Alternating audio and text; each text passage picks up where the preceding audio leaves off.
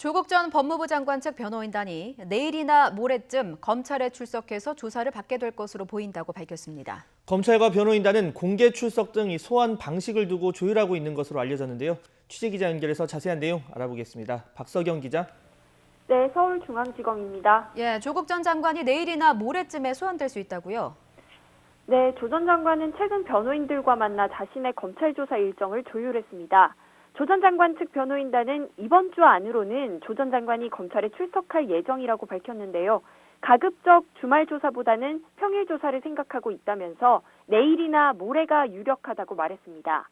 이 때문에 이르면 내일 검찰이 조 전 장관을 불러 조사할 가능성이 있습니다. 다만 변호인단은 조 전 장관이 검찰청사 1층 정문에 있는 취재진 앞 포토라인을 지나게 될지 등 소환 방식에 대해서는 아직 조율하고 있다고 했습니다. 애초 조 전 장관은 부인 정경심 교수 추가 기소 전에 소환될 것이라는 전망이 우세했습니다.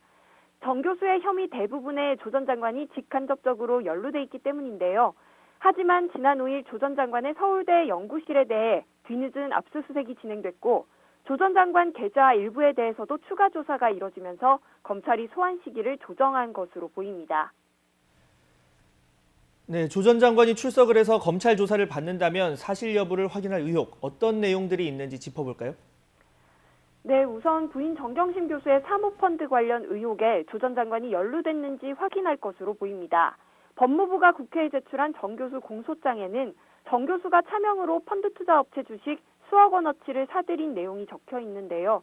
남편인 조 전 장관이 청와대 민정수석이 되면서 공직자윤리법상 주식 투자를 못하고 매각하지 못한 주식도 백지 신탁을 해야 하자 이를 피하려고 차명 거래를 했다는 게 검찰 판단입니다.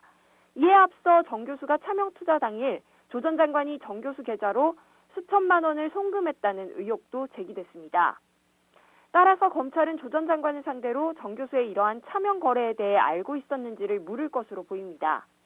소환을 앞둔 조 전 장관은 변호인들과 만나 부인이 돈을 보내달라고 해서 보낸 건 사실이지만 사모펀드 투자업체인 WFM 주식 매수에 쓰이는지는 몰랐다고 말한 것으로 전해졌습니다.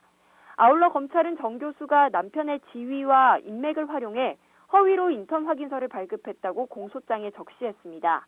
그런 만큼 조 전 장관이 서울대 허위 인턴 증명서 발급 등 자녀 입시 부정 의혹에 관여했는지도 직접 확인할 것으로 예상됩니다. 앞서 정 교수 측 변호인단은 어제 검찰 공소장에는 사실과 사실이 아닌 것이 뒤섞여 있고 법리적으로 많은 문제가 있다고 말했습니다. 또 결과적으로 도저히 동의할 수 없는 그림이 그려져 있다며 검찰 혐의 내용을 비판했습니다. 지금까지 서울중앙지검에서 YTN 박서경입니다.